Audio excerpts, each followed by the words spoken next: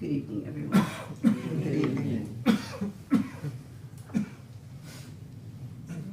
Last week, we spoke about Mahapajapati and her story, and we saw that when she led the women to where the Buddha was on retreat, she was in the situation in which she was having to ask permission for her women to establish women's monastic order. And I don't know about the other women in the country today, but I feel very angry myself that women's rights to choose are being so removed from them at this time, in this place, in this country. And it almost seems, we worked out so much of the gender wars together, and it feels as though, the potential for gender wars to start again, and misunderstandings, and women having to fight so hard to choose what to do with their own body and their lives is so much at stake right now. So I certainly know how I feel, and I can't imagine that most women don't feel that women have a right to choose, feel equally angry today. And it's not just in one state, it's happening in 22 or so states across the country. It's happening very quickly, and it's quite unprecedented at this time. So here we are as Buddhists sitting quietly tonight and sitting without a sense of gender or choice even, or anything about that. And this question of power is a very, very difficult one. It's a misuse of power, of course, an unfair power. And so it can't survive ultimately. Unfortunately, so many people are hurt, particularly women of color, women in poverty, children, teenagers are deeply hurt, and their lives are crushed and changed by such a vote, which is hard to say is primarily by men. And so this is what starts this gender war, this one against the other, and it's so unfortunate and so terrible at this time. So because this is newly happening, it's very difficult to go to the place of teaching that Dogen says we go to. Use kind words, think good thoughts, be helpful, and so forth. All of those are extremely difficult. So our practice at this time has to be extraordinary, profound, and deep for us to deal with the burgeoning issues, the potential of war, the climate change. I mean, the level of problems today are fully extraordinary, extreme, and it does almost feel like end times. So, nevertheless, we go to Dogen Zenji. I go to Dogen Zenji, at least. You can deal with it as you wish. I offer Dogen Zenji's teaching about power, about what true power is, because the kinds of power we are seeing today is clearly misuse of power. It is power that is corrupting, power that is corrupt, power that removes the rights of citizens to live peaceable lives, removes our lands, our common lands. It is just so widespread and difficult. So we, of course, look to what real power is, and this is where our practice is.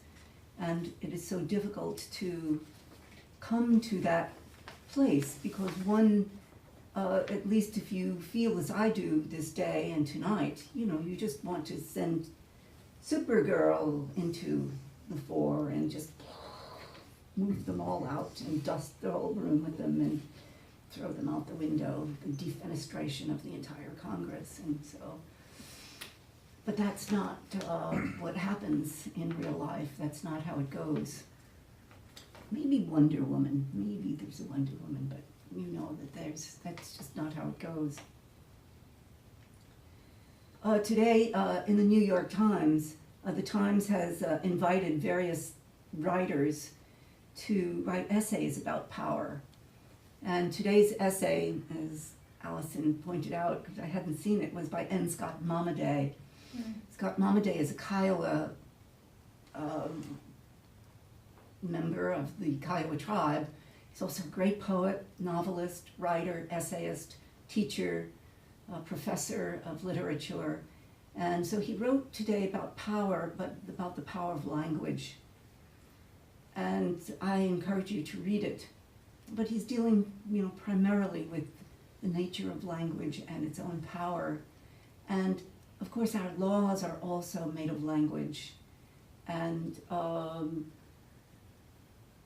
laws that are not true laws, but are unlawful laws, are also made of language. And so Dogen Zenji is talking about spiritual power and truly going to the source of spiritual power and finding our deep power in that. And he assigns so much power to it that it's able to overcome everything. It is not power that we seek for fame or for overcoming somebody else or even for confronting that power, but such a rarefied, profound power that it is able to face just about anything when we face such difficult times.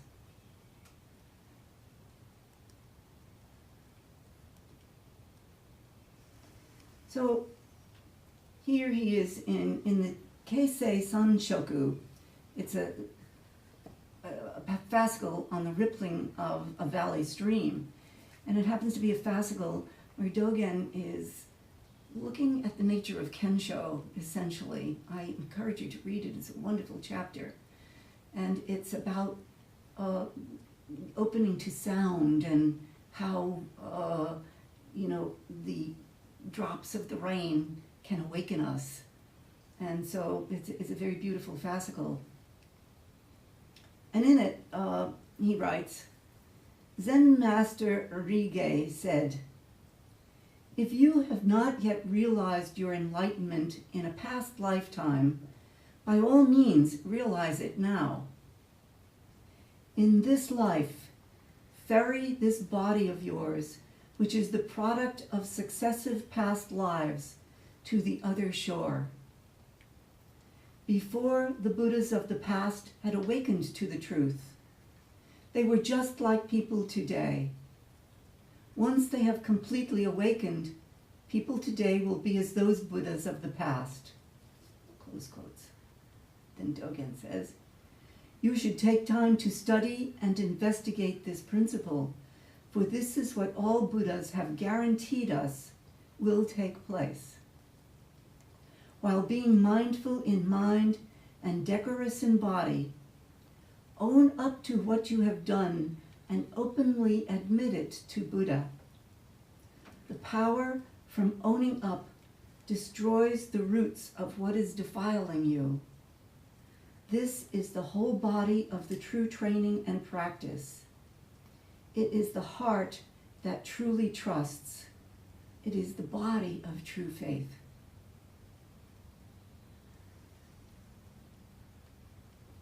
So tonight we recited the precepts, but when we recite the precepts, we try to do more than simply recite them, but to enter them and examine ourselves as we receive them, and we see, where am I?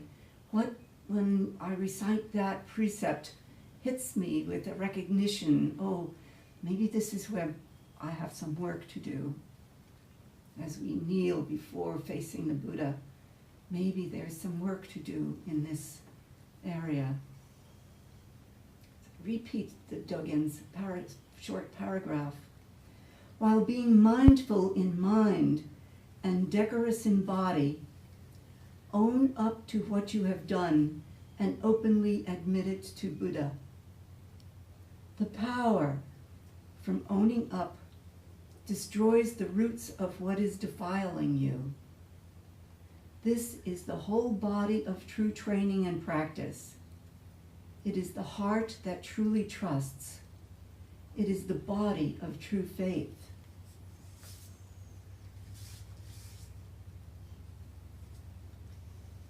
A little bit later in other fascicles, Dogen Zenji uses the word power again. And he's talking about the various gates, the 108 gates that we enter. And the power of faith, he only uses power with these 4 areas. The power of faith is a gate to what the Dharma illumines, for it surpasses the powers of demons. The power of faith. And then he speaks of the power of right effort, the power of mindfulness, the power of concentration, and the power of astuteness. These surpass any power of demons or any mere human who would defile the rights of others. And this very wonderful quote of Dogen. He says, so maybe you've spoken about the Dharma or something and you wonder, am I correct in this? Or is what I am doing useful? Or is what of my work in the Dharma useless? Or is what I am thinking useless? And Dogen Zenji says, whenever you think that your views are useless, there is something that you need to recognize, namely, that you are afraid that an awakening will be overpowering.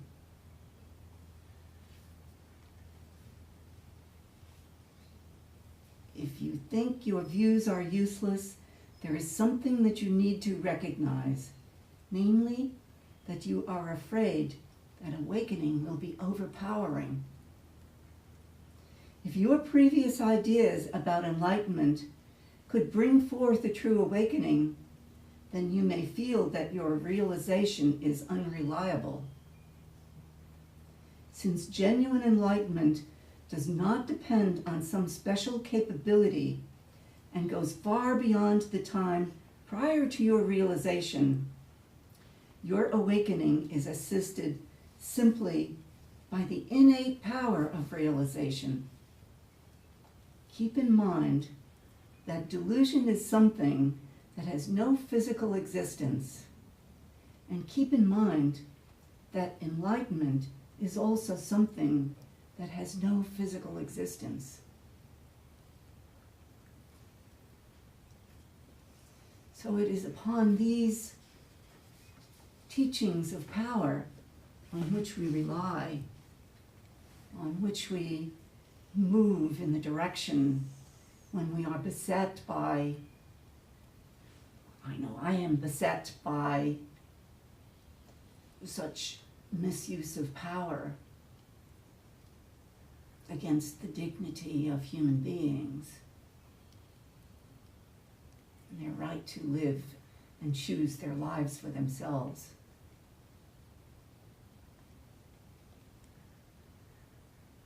He promises that this power, this innate power of realization, is so great. It removes demons. It is so great that in itself it is its own great power. We don't have to seek it. We don't have to wonder about it.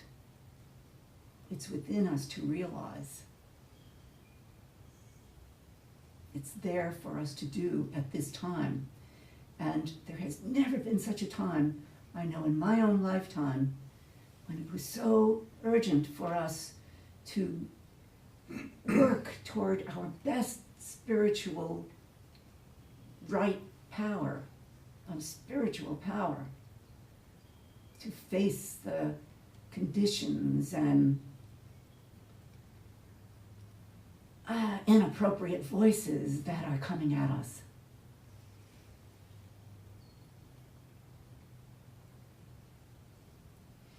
And the question of practice, Dogen Zenji doesn't just say practice, it's practice enlightenment.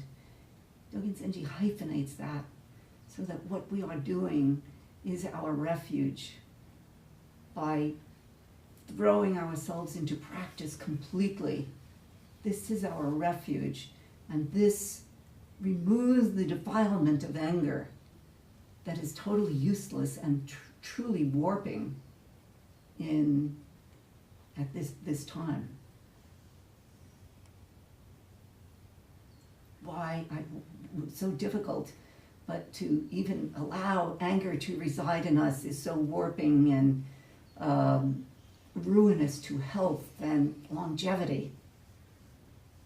It just heats up the body with something that is not right. It is a poison. It's one of the poisons. So we must work very hard to truly claim our rightful place in realization, in practice enlightenment. Hold it for our own. Grasp it. Because we grasp at nothing when we grasp it, but grasp it.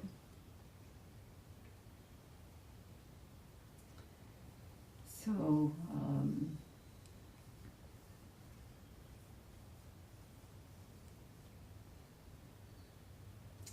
do your best, everybody.